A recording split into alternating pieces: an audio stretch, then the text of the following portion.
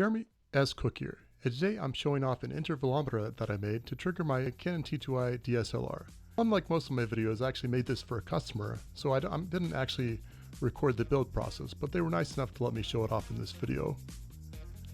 The interface is just a simple set of dip switches, so when you turn the first one on, it's a 5-second delay, second one is 10-second delay, third one is 30 seconds, and the fourth one is a full 60 seconds.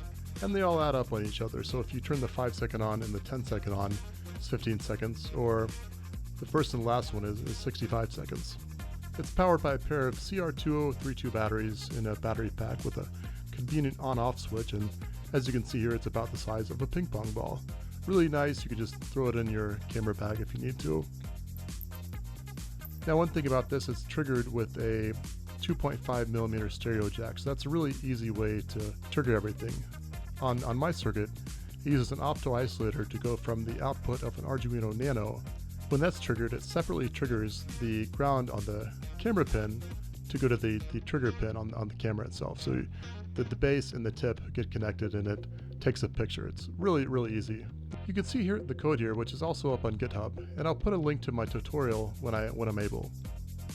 Besides that, I made a 3D printed base for the whole thing, so I could strap my Nano to this as well as the battery pack, and it had a really convenient place for me to strap the 2.5mm stereo jack to. That way I could put a zip tie on that. It wouldn't pull out if it was pulled too hard.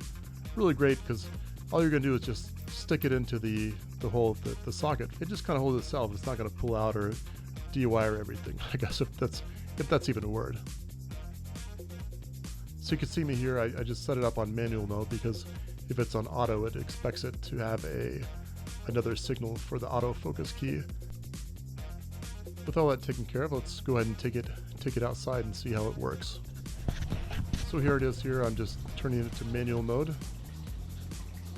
And I've just got the fixture held on by the cord. Probably not the most conventional way to hold electronics. In fact, it's generally a very bad way to do it, but it weighs almost nothing, so that seemed to work out pretty well, especially with the 90-degree connector that I used. So I turned on the battery pack, set it to a 5-second delay, and there you can hear the first shot. So it's just doing this thing now. You can see kind of a back view, and in a second you'll see a time lapse of the clouds going by. Right here is at 5-second delay, and in just a little bit it'll be at a 30-second delay. It'll just speed up very much faster. So I'm really happy about how this turned out. It could really be used for many, many different things, but it's just a thing that was convenient at the time. So hope you'll check out the tutorial, and if you enjoyed this, give it a like, subscribe, leave a comment, and thanks for watching. It's Jeremy S. Cook, signing off.